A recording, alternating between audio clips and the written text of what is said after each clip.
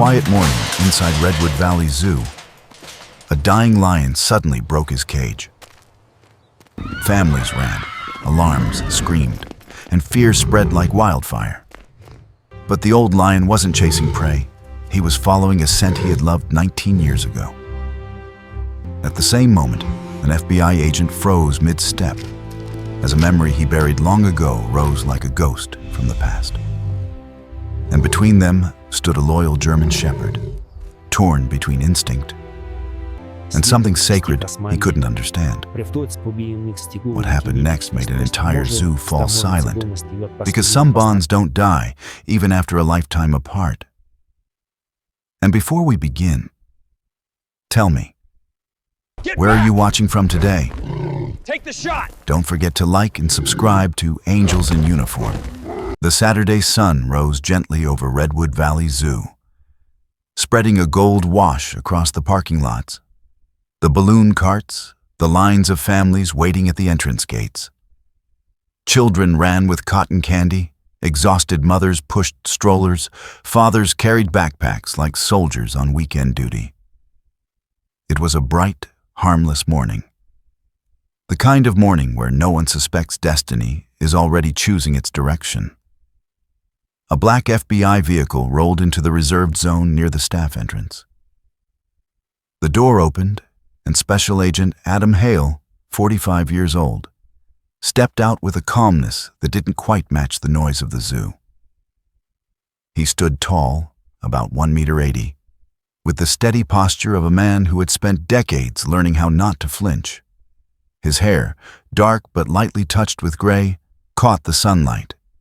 His jaw carried a few lines of age, the kinds earned through both pain and mercy.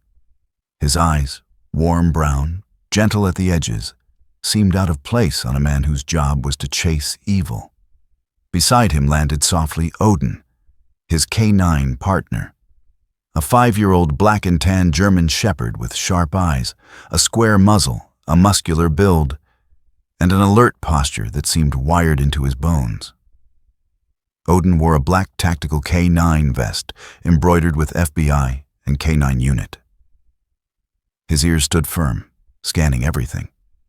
His tail, however, wagged once when Adam ran a hand through his fur. "Easy, buddy," Adam murmured. It was a gesture he always made, kneeling slightly to Odin's level, touching their foreheads almost together. A quiet ritual, a soft reminder that even warriors needed affection. Today, they had come to the zoo for a public talk on the anti-wildlife trafficking and a K9 demonstration. Adam was good at these things: calm voice, certainty, and the ability to look people in the eye like he truly saw them. In the inner pocket of his Navy FBI jacket, tucked behind his badge, was a photograph he never showed anyone. A lion cub, barely weeks old, cradled in the arms of a younger soldier, his younger self. A memory he carried like a prayer, though he would not admit it. He thought this day would pass quietly. He was wrong. Across the zoo, in the largest enclosure bordered by tall reinforced glass, lay Asher, the oldest lion in Redwood Valley Zoo. 19 years old, a king whose kingdom had shrunk to a few hundred square meters. Asher's body had grown thinner over the years. Arthritis stiffened his movements, and silver streaked through his once golden mane. But his eyes remained sharp, amber circles that held ancient storms. A new night shift intern, barely 20, had rushed through the final lock checks. The boy clicked one lock slightly off-center, a gap of only a few millimeters, a mistake that meant nothing for 18 years. But today, the morning wind carried a scent Asher had not inhaled in nearly 2 decades. He lifted his head. His old spine cracked faintly. His breath shuddered in his chest. That scent: gunpowder, leather, old canvas, and a warm human trace he had memorized long ago. Asher struggled to his feet. His joints trembled, but purpose straightened his posture like a forgotten instinct had returned. He approached the steel door and nudged it gently, a habit all captive lions develop. But this time, the nudge gave way. A click, a shift, a widening crack of sunlight that fell directly across his face. Asher blinked. Then the door opened. Screams cut across the zoo like ripped fabric. Red alert! Lion breach. All guests evacuate immediately.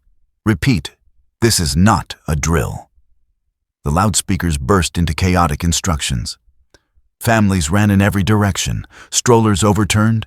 Spilled popcorn covered the pavement. Balloons escaped into the sky like frightened birds. Odin barked sharply, stepping in front of Adam, shielding him from the wave of fleeing people. Adam pressed a steady hand to the dog's back, scanning for the threat.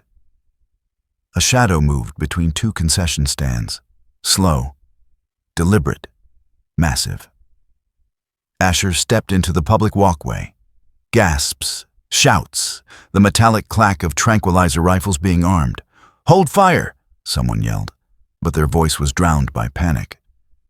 Odin growled low, not aggressive, but confused, conflicted. His instinct said protect. His training said stay. His heart didn't know which one to obey. Adam saw the lion clearly now, and his own breath caught. The mane, the eyes, the shape of the face. A memory hit him like a blow. A desert deployment, a dying lioness. A single surviving cub pressing its tiny forehead to his palm as if asking for safety. Asking for him. The cub had been taken to a rescue facility. He had visited often. Until life, duty, orders, everything tore him away. He hadn't seen that lion once since. The intern's voice crackled through a guard's walkie-talkie near Adam. "That's Asher. The old lion. He's 19. He never does this." Asher. Adam's chest tightened. That had been the cub's name. The cub he once saved. Asher and Adam locked eyes across the chaos, and something impossible happened. The old lion paused. His ears turned forward, his shoulders lowered. The terror in the crowd faded from his awareness. He inhaled deeply, and a trembling rumble rose in his throat. Not a roar, not a threat, but a sound almost like recognition. Odin, after one growl, suddenly stopped. His tail dropped. His head tilted. He stepped back a single pace, as if sensing that this was not prey, not danger, but something sacred. Even Adam felt it, a warmth spreading strangely through his chest, like a forgotten prayer returning after years of silence. He whispered, barely audible, "Asher." The lion's pupils widened. The keepers shouted frantically, waving rifles, "Get the tranquilizers, now! Clear the walkway. Sir, step back from the lion, step back." Adam lifted a hand without looking away from Asher. "Don't shoot." His voice was low, firm, unshakable. But fear didn't listen. A man holding his child screamed, "Do something! It'll kill someone!" Several keepers raised their tranquilizers again. Asher took one slow, heavy step toward Adam. Odin, torn between instinct and an emotion he couldn't understand, lowered himself beside Adam's leg, eyes fixed on Asher with a strange, sorrowful intensity.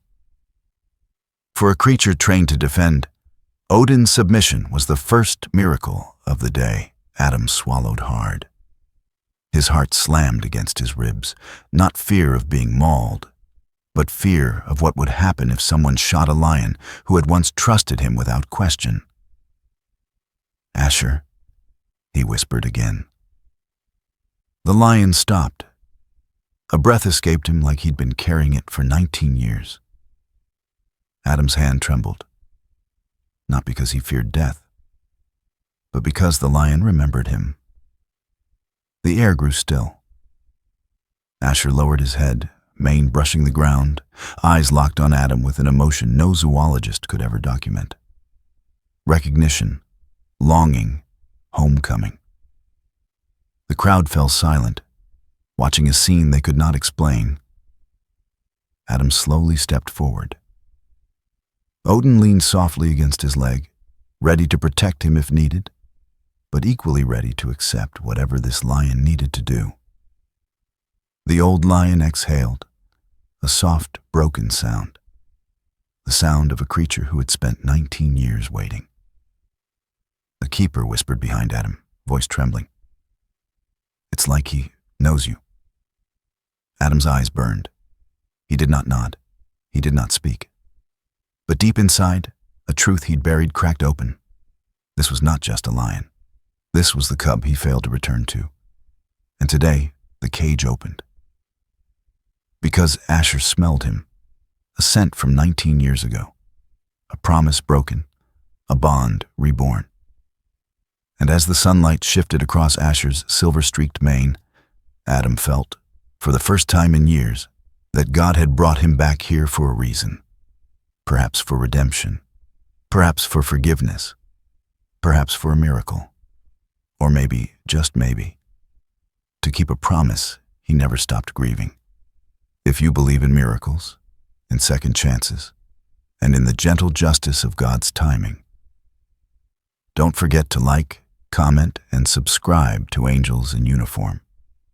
May the Lord bless your eyes, your hands, and every story you carry. Rain hammered the highway like 1,000 tiny fists against metal.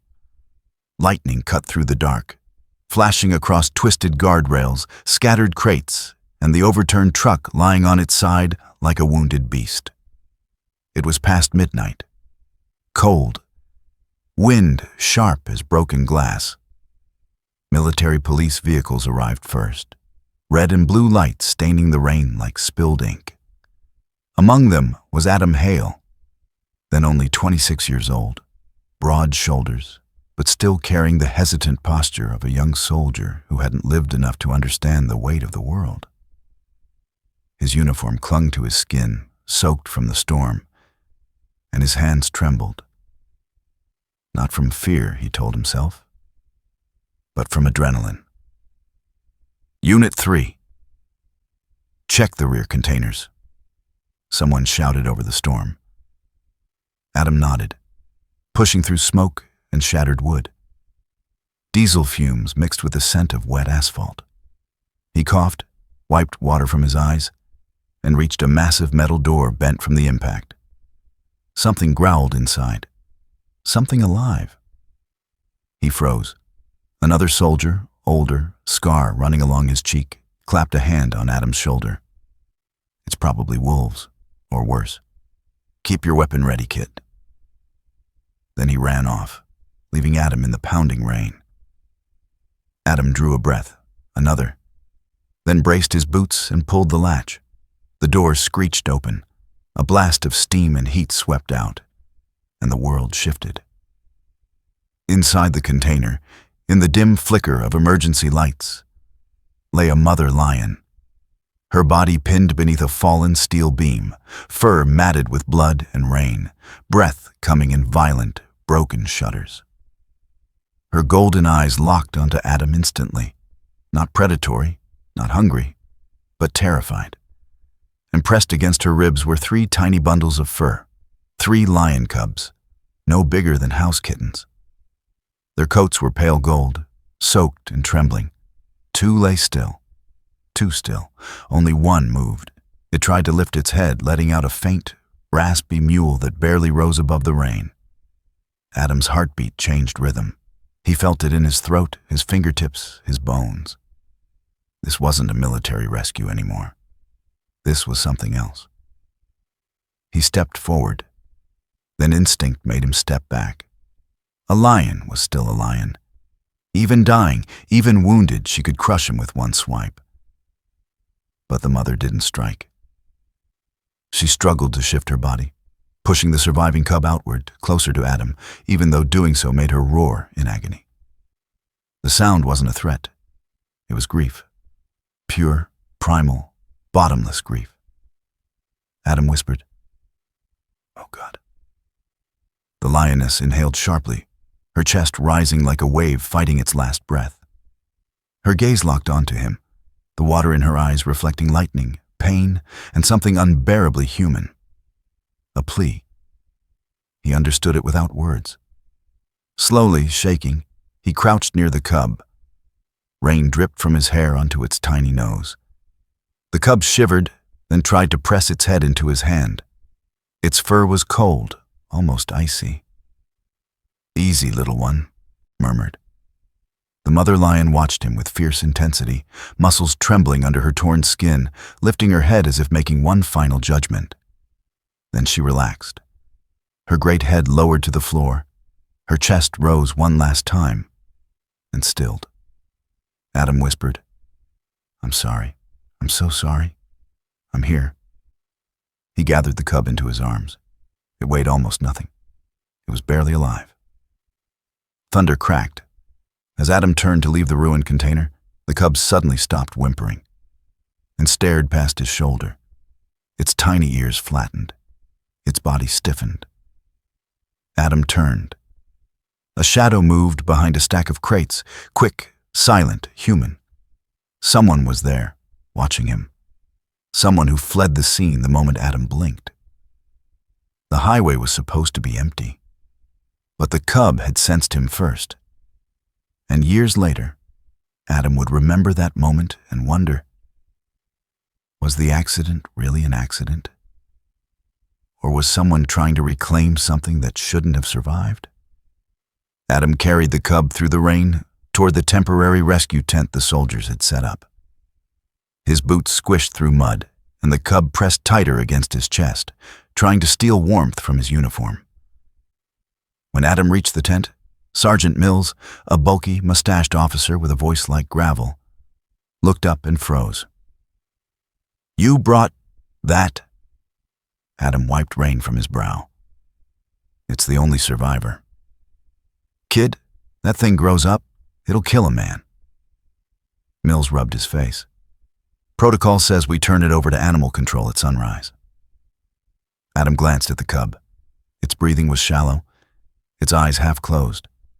It wouldn't survive sunrise. "Can't it stay with us for the night?" Adam asked. "Just until the vet comes?" Mills sighed, muttering, "You always were soft-hearted," but nodded. "Fine, one night. But you feed it, you warm it, you take responsibility."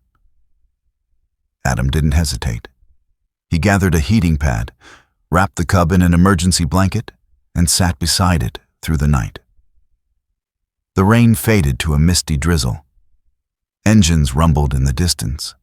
Floodlights buzzed with static. Through the long hours, Adam watched the cub sleep, its tiny chest rising and falling with stubborn determination. His own heart began to settle into that rhythm, almost matching it. He thought of the mother's eyes. He thought of the shadow behind the crates. He thought of the way fate had shoved this creature into his arms. By dawn, the cub stirred. It lifted its head and pushed its nose weakly against his palm. A small, breathy sound escaped it. Half meow, half growl. Adam smiled for the first time in months. "You're a fighter," he whispered. "You're something special." He didn't know it yet, but this night, this storm, this moment in a broken container, would follow him for the rest of his life. And the cub he held would one day change everything he believed about loyalty, fate, and the quiet ways God nudges two souls toward each other. As the sky brightened, Adam looked out at the wreckage and made a silent promise. "I'll keep you safe, as long as I can." He didn't know how hard life would test that promise, or how much it would cost him. But heaven had already written the first line of their story. If this story moved your heart, don't forget to like, comment, and subscribe, so God's gentle blessings can flow to even more people, the same way His mercy touched two fragile souls on that stormy night. The rescue center near the crash site was nothing more than a converted ranger cabin. Old wooden walls, flickering fluorescent lights, and the sharp smell of disinfectant mixed with wet hay. It wasn't built for lions, especially not for orphaned cubs who had just survived a night of twisted metal and fire. but it was the only place the authorities had within 30 miles. Adam Hale, still only 26 then, lean and sharp-jawed, his face carrying the tightness of a man who'd seen too much too young, stood beside the makeshift incubation area. His uniform was still damp from the storm. Drops of water slid from his dark hair onto the collar of his fatigues. On a folded towel inside a wooden crate lay the tiny survivor, a male cub, barely breathing, grayish fur still clumped with soot. Its belly rose and fell, as if unsure whether to keep fighting. The center's director, Dr. Miriam Lowell, a woman in her late 50s with silver hair pulled into a severe bun and half-moon glasses perched at the edge of a narrow nose, watched with worry. She had spent decades working with exotic animals and had that quiet firmness of people who've held life in their hands too often to be sentimental about it. "We're short on staff," she said, handing him a warm bottle. "If you're willing to stay a few weeks, soldier, he might have a chance." Adam hesitated only a beat. "Tell me what to do." So began a routine harsher than any night patrol, and gentler than anything he had known in years. Every 3 hours he fed the cub, tilting the bottle carefully so the milk wouldn't choke him. The cub's small tongue rasped against the rubber tip, desperate, hungry, alive. At night, when the wind clawed against the windows and the center grew cold, Adam warmed the cub against his chest, rubbing its sides until the trembling slowed. Once, while half asleep on a wooden chair, he felt a small weight crawl across his chest. The cub nudged at the metal badge pinned to his uniform, the insignia of his military unit, and curled up on it as if it were a patch of sun-warmed stone. Someone snapped a photo and pinned it to the bulletin board, the soldiers teasing him endlessly about the soldier and his pocket lion. But for Adam, the picture wasn't a joke. It was the only photograph he kept in his wallet long after the assignment ended. He named the cub Asher, meaning ashes, because the little lion had been born out of fire, but in his eyes there was always a glint, like a burning ember refusing to go out. Weeks passed. Asher grew stronger. His fur lightened into a warm gold, and the faint soot stripes disappeared. His paws grew large, clumsy, always stepping on Adam's boots or knocking over water bowls. Once, when Adam reached into the crate, Asher tried to bite his hand, little more than a playful gum nip. But Adam pretended to be wounded, clutching his chest dramatically. The cub froze, eyes wide, ears flattened. Then he climbed onto Adam's knee, pressing his head against him in apology. Adam laughed for the first time in months. One night, as Adam finished feeding Asher, the cub suddenly stiffened. His ears pricked. His tiny chest rumbled with a sound too deep for his size. Not a growl, something closer to a warning breath. Adam turned slowly. The door of the cabin had cracked open on its own. Just a gust of wind, maybe. Or maybe a shadow pulling away from the moonlight. Asher stared at the empty doorway, muscles trembling. Then he pressed himself against Adam, seeking protection. That was the first moment Adam wondered if something more than instinct tied this cub to him. Something older, deeper, as though the cub sensed danger long before humans could. Something Adam would only understand far, far later. By the second month, Asher could stand on shaky legs. Adam guided him gently, encouraging him to stretch, to walk, to lean into his growing strength. The cabin echoed with the soft scuff of paws in Adam's calm voice. "Easy, boy. One step. Good." Sometimes, when stress from military drills knotted his shoulders, Adam would sit on the floor beside Asher's crate. Asher would crawl into his lap, blink slowly, then fall asleep with a tiny grunt, his breath warm against Adam's arm. It was the most peace Adam had felt since deployment. Years compressed into moments of stillness with a creature who saw him not as soldier or weapon, but simply as warmth, safety, home. When Asher reached 10 months old, the rescue center could no longer house him. He had become too big, muscles thickening, paws heavy, fangs showing behind a playful snarl. Dr. Lowell arranged for him to be transferred to Redwood Valley Zoo, a well-run facility with veterinarians and enclosures built for large predators. On the morning of the transfer, Adam accompanied the transport vehicle. The lion cub, no longer small, paced anxiously inside the reinforced crate. "It's just a new home," Adam whispered, fingers resting on the cage bars. "You'll be fine." Asher pressed his nose through the gap, inhaling Adam's scent, a rumbling sound deep in his throat. Not fear, protest. At the zoo, Caleb Moore, a handler in his 30s with a stocky build, sandy beard, and friendly eyes, greeted Adam. Caleb moved with the slow assurance of someone comfortable around dangerous animals. "We'll take good care of him," Caleb promised. Adam nodded, grateful yet uneasy. Asher was placed into a temporary enclosure. The moment Adam stepped away, the cub let out a low sound, half growl, half plea. Adam felt something twist inside his chest. "Don't worry, boy," he murmured. "I'll visit as often as I can." And he did. During days off from training, Adam returned to Redwood Valley Zoo.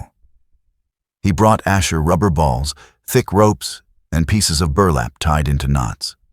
He taught the young lion to pounce on logs instead of people, to swat gently instead of striking with full force. Asher, now nearly a year old, followed Adam along the fence whenever he walked away. Huge paws patting the earth, eyes glowing like sunset. To the zoo staff, it was odd behavior. Lions bonded rarely and never this deeply. To Adam, it felt like gravity. Like the cub recognized something in him he didn't even see in himself. Then came the day everything changed. A letter, a federal seal, an offer, FBI training. Adam stared at the envelope in disbelief. It was the dream he'd buried under layers of service, grief, and routine. He should have been ecstatic. Instead, he felt Asher's eyes watching him from behind the fence. Quiet, bright, trusting. On his final day before reporting for duty, Adam stood before Asher's enclosure.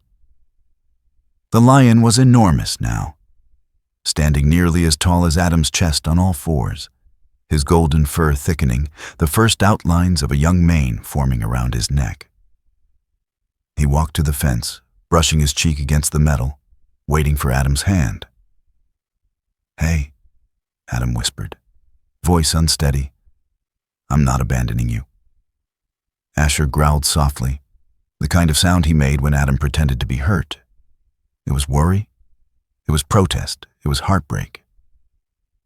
Adam pressed his palm to the bars. "I'll come back, I swear it." But life doesn't pause for promises. And life didn't ask if he could keep this one. And as you listen to this chapter, if something in it stirs your spirit, remember to like, comment, and subscribe, so the blessings of God may travel farther, touching hearts the way he once touched a wounded soldier and a lion born from ash. Adam Hale rose quickly through the ranks of federal service, not because he wanted medals or admiration, but because work, tough, unforgiving, consuming work, was the only thing that could quiet the memories that followed him like shadows. Assignments pulled him from state to state. 1 year in Arizona, another in Chicago, 6 months undercover in Texas, a crisis in Oregon, a task force in Washington. Every transfer pushed him, inch by quiet inch, farther from Redwood Valley, and farther from the promise he once whispered to a trembling lion cub under a canvas rescue tent.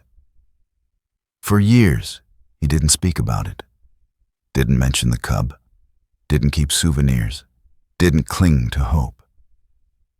Except for one thing, a single photo in his leather wallet, a young soldier in a rain-soaked uniform holding a tiny, ash-colored cub asleep on his chest, paw resting over his badge.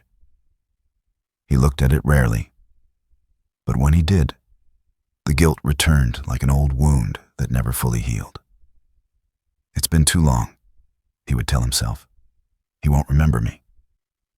Showing up now would only mess him up. Maybe it's better this way. But he never threw the photo away. Not once. Across the country, in the Redwood Valley Zoo, Asher grew into adulthood. Tall, broad-chested, a mane thick and gold with streaks of early silver. Visitors loved him, called him the Old King. But keepers whispered a different description. He's gentle, but distant. Not aggressive, but uninterested. He doesn't bond with anyone. A note in his behavior log appeared year after year. Lacks social attachment to caretakers despite consistent exposure.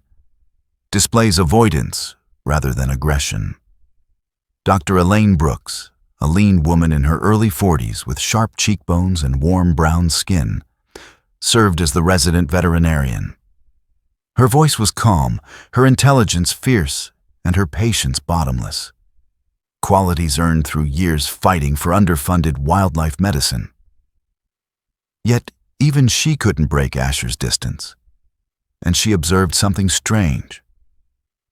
Asher would often walk to the far corner of his habitat, the one closest to the old parking lot, lift his head and inhale deeply, not searching for prey, not scanning for danger, but waiting, as if some scent that mattered once might return on the wind.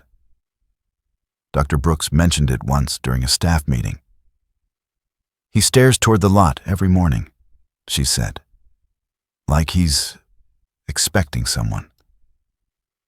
The others laughed kindly. A joke about lonely animals. A joke about staff over-romanticizing behavior. But Elaine didn't laugh. Not when she had seen Asher's eyes. That focused, unblinking patience that didn't belong to an animal who had forgotten. She wrote in his file, emotional stasis, possible unresolved imprinting. She didn't know the whole story. No one did. Only Asher carried the fading, flickering memory, the warmth of a soldier's arms, the steady heartbeat against his small body. The voice that whispered, "I've got you, little guy." He kept that memory like a flame cupped inside old, trembling paws. The night the keepers heard Asher's roar. It happened on a cold autumn evening. Asher had been sick, joint pain worsening, breathing heavier. Most nights he slept without sound. But that night, long after the zoo had closed, a single deep roar tore through the darkness. Not furious, not territorial, a calling roar. One lions use only when separated from their pride, when searching for the one they belong to. It rattled every window in the staff building. Elaine jolted from her desk. The overnight keeper dropped his flashlight. Even the other lions responded cautiously, uncertain. Asher didn't roar again, just once, like a message thrown into the void. Elaine whispered into the shadows, "Who are you calling, old boy?" The lion closed his eyes, and though no one could prove it, for a moment, it looked as though he was listening for an answer. Back on the other side of the country. Adam pushed himself deeper into the job. Raids, case files, late nights, long drives, cold hotel rooms. He built a reputation as the agent who never panicked, never raised his voice, never let emotion cloud judgment. But the truth was quieter. Emotion did cloud him, just not in ways anyone could see. Sometimes, after a tough operation, he would find himself standing outside the motel balcony, feeling an ache in his chest and he couldn't explain. Sometimes, when Odin, a black and tan German shepherd with pointed ears and the gaze of a guardian angel, rested his head on Adam's knee, the agent's voice softened in a way no colleague had ever heard. And sometimes, when a case brought him close to the redwood region, Adam would grip the steering wheel just a little too tightly. Once, he even turned off the freeway exit, drove within 3 miles of Redwood Valley Zoo, saw the sign in the distance, but he didn't go in. He couldn't, because the question in his mind was always the same. What if he forgot me? That fear, simple, human, heartbreaking, kept him from walking through those gates. And so years passed. The soldier who once lifted a tiny cub out of a burning wreck continued fighting the world's darkness. The cub, now a weathered lion, continued waiting for the only human whose scent ever meant safety. 2 lives moving in parallel, close enough for memories to brush against fate, yet never touching. Not yet. But something was already shifting. Change was coming, quiet as a breeze, unseen as prayer, but certain as the sunrise. For God has a way of returning lost souls to each other exactly when their hearts are ready. And as you listen to this tale, if it stirs something in you, remember to like, comment, and subscribe, so the blessings of the Lord may reach more hearts, just as His grace once reached a lion and a soldier wandering alone in the wild of this world. The sirens split the air before anyone had time to understand them. A shrill metallic scream rolling across the Redwood Valley Zoo as families froze mid-step and then exploded into panic. Doors slammed, parents grabbed children, employees shouted directions that nobody truly heard. The ground shook under hundreds of feet, fleeing in every direction. And through that storm of fear came a shape of gold and silver. Asher. The old lion walked down the stone path like a king who had forgotten his crown, but not his dignity. His mane, once gold, was now streaked with tired silver. His steps were slow, stiff, each movement marked by age, yet steady, deliberate. He was not hunting. He was not confused. He was following something. Something older than memory. Something carried by the wind. Adam Hale felt the moment before he saw it. The hairs on his arms lifted under his Navy FBI jacket. Odin, his 5-year-old black and tan German shepherd, sensed the shift too. The dog stiffened, muscles coiled, tail low, eyes burning toward the path ahead. Then the crowd split, and the lion emerged. Adam stepped back, instinct pushing him to position his body between the civilians and the beast. His one-man matey frame straightened, calm but tense, one hand lowered in command toward Odin. Easy. Easy, boy. Odin didn't blink. The dog's brown eyes locked on the lion, teeth slightly bared, breath hot and fast. He was doing what he'd been trained to do since puppyhood. Protect his handler at all costs. On the other side of the walkway, 3 zoo security officers raised their tranquilizer rifles. One of them, a young man with freckles and shaking hands, whispered, "Do we shoot? Do we shoot now?" Nobody answered. Asher halted roughly 10 meters away. He did not roar. He did not lower his head to strike. He simply tilted it, the same gentle tilt of a curious cub waiting for a bottle of warm milk 19 years ago. Adam swallowed hard. The world around him seemed to blur. The screaming, the running, the sirens, fading until only the old lion remained. Asher has escaped. Asher is heading toward the entrance. The message crackled through the security radios. The name hit Adam like a lightning bolt to the chest. Asher. The cub he had pulled from fire. The cub that slept on his uniform patch. The cub he had promised to return to. His throat tightened. He did not move. He could barely breathe. Odin, however, did not hesitate. The German shepherd stepped forward, blocking Adam fully, ribs expanding with a growl that vibrated through the ground. He wasn't just protecting Adam. He was preparing to die for him. The lion's eyes softened, and he inhaled deeply, long, slow, as if pulling memories out of thin air. Then a sound came from deep inside Asher's chest. Not a roar, not a threat. A low, trembling rumble. The sound of recognition, of longing, of an animal who had waited too long. Adam! Elaine Brooks, the zoo's senior veterinarian, appeared at the edge of the walkway, panting, face pale. A woman in her mid-40s, tall, glasses slipping down her nose, ponytail messy from running. She shouted, "He's not trying to escape. He's trying to reach something. Or someone." Adam didn't respond. His eyes were fixed on the lion, on its trembling whiskers, on the way it leaned forward as though torn between fear and hope. And then, a sudden gust of wind swept down the corridor of trees, carrying dust and leaves, and Adam's scent. Odin froze. The dog's ears pinned back, tail lowered, growl fading into silence as if something unseen had touched him.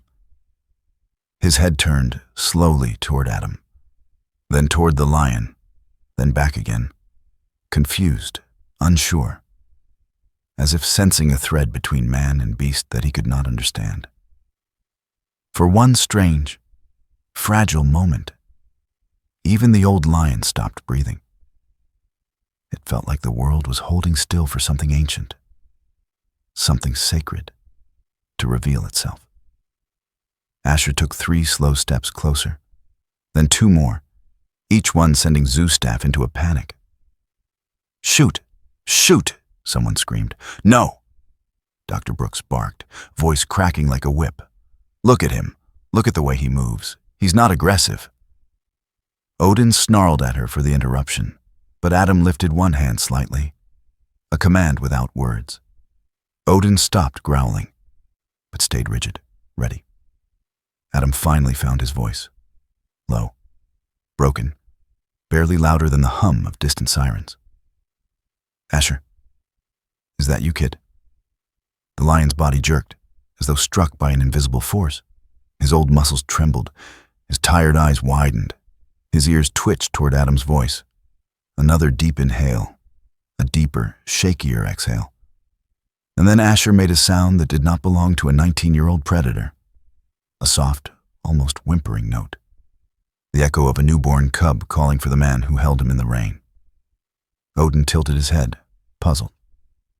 The dog stepped half an inch to the side. Not backing down, but no longer fully blocking Adam. Asher's chest rose, fell, rose again. The old king lowered his body slightly, not in attack, but in something resembling submission, a lion bowing to a man. The zoo employees gasped. One dropped his rifle. Another whispered something that sounded like a prayer. Adam slowly extended one empty hand, palm open, fingers shaking, no gun, no badge. Just the hand of a man who once saved a life the size of a loaf of bread. Asher took one final step closer. Close enough for Adam to see the scars across his muzzle. The cataracts beginning to cloud his eyes, the patch of missing fur where a tranquilizer dart had once struck him years ago. And still, the lion pressed forward, toward the man who never came back, toward the man he somehow never forgot. The chapter ends here, with an old lion leaning toward an outstretched hand, a loyal dog torn between duty and instinct, and a man whose past has come walking out of a broken cage. And as you listen to this moment, if it stirs something in your heart, remember to like, comment, and subscribe, so God's grace can reach even more souls through stories of loyalty, mercy, and the miracles He still works among us. The world held its breath. The chaos behind Adam dimmed into a distant murmur. Crying children, panicked footsteps, officers shouting orders. But none of it reached him. There was only the stone path beneath his boots, the trembling tension in Odin's shoulders, and the old lion standing a few steps ahead, breathing like each inhale cost a fragment of his remaining life. Adam took one slow step forward. Odin mirrored him tightly, the muscles on the German shepherd's back rippling under his black and tan coat. His ears were raised, his teeth parted just enough to warn anyone, that he was ready to die, to protect his handler. Adam's voice softened, cracking open a door he had sealed for 19 long years. "Hey, Ash. I'm here. The idiot who promised he'd come back and got 19 years late." Asher moved with the heaviness of age, each step deliberate, as if his body was remembering strength rather than possessing it. One wrong twitch could have sent the zoo into a frenzy of tranquilizer darts and tragedy. But the old king didn't flinch or roar. He simply walked, closing the distance that time had failed to erase. He stopped 2, maybe 3 steps away. He lowered his muzzle to the ground, sniffing. The scent of Odin, the faint metallic odor of Adam's weapon, the old earthy smell of military fabric Adam still carried on him, the ghost of a past life. And then Asher looked up. Their eyes locked. In those tired, amber eyes, Adam glimpsed a forgotten lifetime, a tiny cub shivering in his arms under a tarpaulin tent, the cub's fragile heartbeat thudding against his chest, the dying lioness on the highway giving him that impossible look of trust, the promise he whispered to a creature who didn't even understand words. Asher, the old king, lifted his head a little higher, then did something he had never done to any zoo handler. He bowed.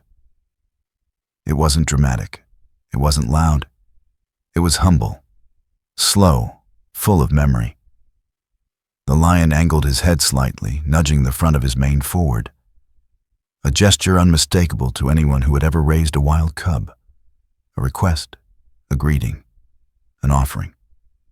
Odin let out a quiet, confused whine, a sound halfway between warning and disbelief. He glanced at Adam, brown eyes tightened, silently begging, "Are you sure? Are you absolutely sure?" Adam murmured, low and steady, "It's okay, boy. He's family." Adam removed his hand from his holster. Open palm. No threat, no fear, no armor. And he placed it on Asher's mane. The mane was rougher now, coarser, patchy in spots where age had claimed its gold. But beneath it was warmth.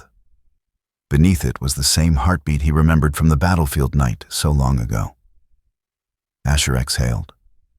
A deep, resonant, trembling sound rolled from his chest, not a growl, not a roar. Something closer to a giant purr. His shoulders slackened. His weight shifted. Then he leaned, slow, heavy, deliberate, pressing the side of his skull gently against Adam's ribs. The crowd gasped as one. Even the armed officers hesitated. Odin processed the moment like a machine built from instinct and loyalty. His body stayed tense for a few seconds more, then softened. The shepherd sank into a guarded sit, positioning himself between Adam's legs and Asher's chest, protecting his human but no longer insisting the lion was the enemy. He was choosing trust, not full trust, just enough. For a heartbeat, Adam felt something like déjà vu, a whisper of memory that didn't belong to sight or sound. Asher lifted his head slightly and bumped his muzzle once, gently, against Adam's sternum. The exact gesture he had made the night Adam rescued him, moments after his mother died. At that exact moment, Odin's ears flicked toward the sky, and he released a faint, questioning bark. There was no sound, no command, only a sudden gust of cool wind sweeping across the path, carrying with it a strange scent of rain, though the sky was clear. Adam swallowed. He didn't believe in signs. Or maybe he did once. And in that fleeting second, he wondered, was this reunion truly a coincidence? Or something ordained long before today? Dr. Elaine Brooks watched from the security room. A woman in her late 30s with dark blonde hair tied into a tight bun and glasses slipping down her nose. Her face was normally composed, clinical. But now tears blurred the monitors. She had cared for Asher for nearly a decade, but she had never seen him lower his head like that. Never seen him yield, trust, or offer affection. A young ranger beside her whispered, "Doc, that lion remembers him." Dr. Elaine nodded, pressing a trembling hand over her mouth. No, he never forgot him. Back outside, Adam ran his hand down Asher's mane slowly. "You waited for me? All this time?" His voice cracked at the edges. Asher nudged him again. Odin huffed, clearly annoyed that his human was petting a creature 10 times his size. And yet, Odin inched a little closer, sniffing the lion's paw with reluctant curiosity. Asher lowered his head to examine the dog with equal interest. 2 protectors, one old, one young, meeting across 19 years of silence. Officers cautiously stepped forward, their tranquilizer rifles halfway lowered. Adam didn't look at them, but the steel in his voice was unmistakable. Nobody shoots. Not unless he gives you a reason, and he won't. For the first time since the alarm sounded, the world seemed to exhale. Dr. Elaine rushed out moments later, panting lightly from running. She kept her distance, hands raised to avoid triggering Asher's instincts. "Agent Hale," she said, her voice trembling with awe, "I don't know how this is possible. But he's choosing you." Adam didn't take his eyes off Asher. "It's not impossible, Doctor. I made him a promise once." "And he remembered it," she whispered. The zoo staff looked between the man, the dog, and the old king, their fear melting into something like reverence. Adam stroked Asher's mane one last time before whispering, "Let's get you home, old boy." Behind him, the crowd of frightened families had gone silent, watching the impossible unfold. But in Adam's chest, beneath his FBI badge and years of hardened duty, something long dormant stirred awake. The feeling of being chosen, the feeling of being forgiven, the feeling of being found again. And as the lion leaned in for one more slow, grateful nudge, Adam felt only one truth. This was no accident. It was a reunion written long before either of them understood destiny. And if you believe that some bonds survive storms, time, and distance, then let this moment remind you. And if this story touches your heart, remember to like, comment, and subscribe, so the blessings of the Lord may reach more souls in need of His miracles. The zoo returned to a trembling calm after the alarms fell silent, but the air still felt charged, like the world was holding its breath. The board of Redwood Valley Zoo gathered in a cramped conference room, their faces pale, some shaken, some confused, all exhausted. For the first time in decades, they had witnessed something no manual, no training, no emergency protocol could explain. A lion breaking free not to hunt, not to attack, but to reach a man he should have forgotten long ago. Dr. Elaine Brooks stood at the center of them, shoulders square, fingers clasped in front of her white coat. She was a woman in her early 40s, with warm brown skin, sharp cheekbones, tired eyes that held both intelligence and empathy, and hair tied back in a messy bun that told everyone she had been awake far too long. She spoke calmly, firmly, even though her hands had trembled moments ago when she rewatched the footage. "He wasn't escaping," she said. "He wasn't looking for prey. He was looking for someone. A senior supervisor frowned. He approached an FBI agent by luck? Elaine shook her head. Not luck. Recognition, olfactory memory, emotional imprint, call it what you want. But the psychological files on Asher have been wrong for 19 years. He wasn't distant or aggressive. He was loyal to someone who simply never came back. They all turned to the large screen, frozen on the image of Asher lowering his head into Adam's hand, an old king finally being allowed to kneel. That moment changed everything. Instead of tranquilizing and isolating Asher immediately, the board made a decision that violated half their rule book, but aligned perfectly with something higher than protocol. They set up a private veterinary observation room for Asher. Soft lighting, padded flooring, safety glass surrounding 3 sides. It wasn't a habitat. It wasn't a cage. It was a sanctuary. And Adam Hale, when not on assignment, would be granted supervised access. Odin included, with muzzle and short leash, strictly under Adam's command. Most people thought it was reckless. Some thought it was madness. But anyone who had seen Asher's eyes knew it was mercy. And maybe destiny. Asher's health declined slowly over the following weeks. His once golden mane had dulled into silver, patchy in places, heavy in others. His gait grew stiff, the weight of 19 long years pressing into his joints. His breath rasped with age. But his eyes, those amber, molten eyes, softened every time Adam entered the room. Adam came often, sometimes still wearing the dark navy FBI jacket he used at every field briefing, the fabric heavy with the smell of gunpowder, dust, and long road miles. His face, strong jaw, faint stubble, warm eyes beneath slightly graying hair, always changed when he stepped inside. He became quieter, gentler. He always knelt first, never forgetting he was in the presence of a creature who had once been entrusted to him by a dying mother on a rain-soaked highway. Asher would lift his massive head, rumbling low in his chest, a sound neither threat nor call, a sound of recognition.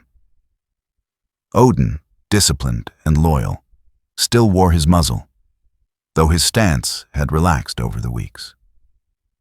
He was a young adult German shepherd, muscular, disciplined, with black tan fur and sharp brown eyes. At first, he had insisted on sitting between Adam and the old lion, as if placing his body in that line of fire meant fulfilling his purpose. But as days passed, Odin began lying closer. Not at Asher's feet, but against Adam's leg, watching the lion with something that wasn't quite trust, but wasn't fear anymore. It was acceptance. One late afternoon, as golden light flooded the observation room, Odin suddenly stood up, ears pricked, tail lowered, but he wasn't growling. Instead, he walked toward Asher with deliberate caution and sat down only a foot away from him. Adam froze. Elaine, watching through the safety glass, covered her mouth. Asher, king of the valley, lowered his head, slowly, deliberately, until his forehead nearly touched Odin's muzzle. A gesture not of dominance, but of peace. And Odin, with a soft sound almost like a sigh, leaned in just enough to touch fur. It was a moment no one expected, a lion and a K9 sharing a silent covenant. Adam whispered, voice cracking, "Thank you, God. I didn't know I needed to see that." The room felt different after that. Softer, fuller, as if something sacred had passed between beasts and man. Winter crept toward Redwood Valley. Thin frost on the railings, thin ice on the roof tiles. The air grew harsher each morning. Adam arrived one day to find Elaine waiting with a clipboard pressed to her chest. "It's his kidneys," she said softly, avoiding Adam's eyes for a beat. "And the arthritis. He's in his final season." Adam nodded once, jaw tight. He had seen death many times. Battlefields, crime scenes, empty apartments after overdoses. But this felt different. This was a promise coming full circle. This was a life he had been part of from its first fragile hour. That night, Adam was allowed to stay after closing hours. No tourists, no staff. Just him, the old lion, the loyal dog, and the quiet hum of the heating system. Asher lay on a large padded mat. The aging lion struggled to reposition himself, and Adam immediately knelt, hands sinking into the coarse mane. "It's okay, Ash," he murmured. "I'm here. I'm not going anywhere this time." Asher breathed out, a slow, heavy exhale, his head leaning into Adam's chest. An echo of the moment 19 years ago when he was a trembling cub in the arms of a young soldier who didn't yet know what grace meant. Odin curled against Adam's other side, forming a three-part circle of warmth and loyalty. Adam talked for hours about FBI cases, broken people he'd met, mistakes he'd made, victories that didn't feel like victories. He spoke of nights he missed his father, days he wondered if God still listened, moments he felt he had failed the world he tried so hard to protect. Asher listened the way only animals can, completely, without judgment. The final night came quietly. Snow drifted outside, feathers soft against the windows. Elaine dimmed the lights and left them alone.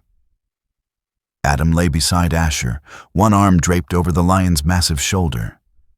Odin rested against Adam's legs, head bowed. Asher's breath slowed, one by one, until each inhale felt like a whole winter passing. Then the old king opened his eyes once more. The amber had faded, but the warmth remained. He looked at Adam. Long, steady, peaceful. Adam whispered, voice breaking like thin ice. "You can rest now, Ash. You kept your promise. I'm the one who was late."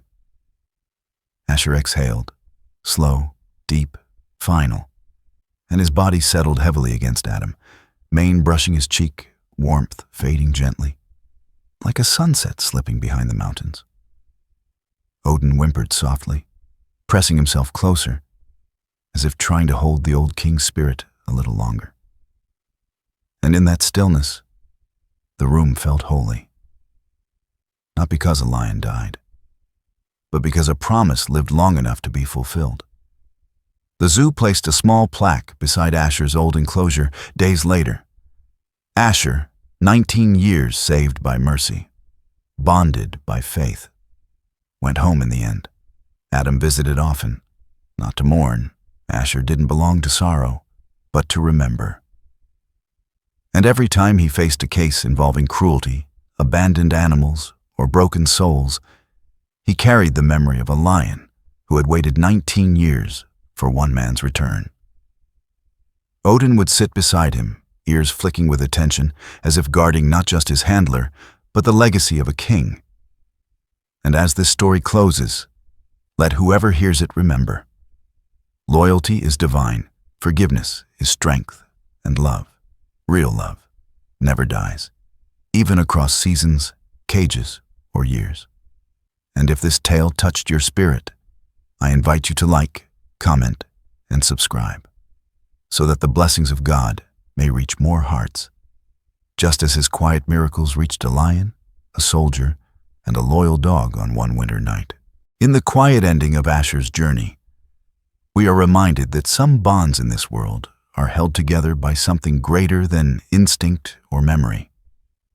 They are held by grace, by the unseen hand of God that guides lost hearts back to where they belong, even after long years of silence. If a dying lion could find his way home to the man who once saved him, then perhaps each of us, in our own storms, can believe that we are never truly abandoned. In every ordinary day, in every act of kindness, in every moment we choose compassion over fear, his miracles still unfold. If this story touched your heart, please share it. Leave a comment and subscribe, so the blessings of God may reach more people who need hope, comfort, and a reminder that love never dies. May the Lord watch over you and your family, today and always.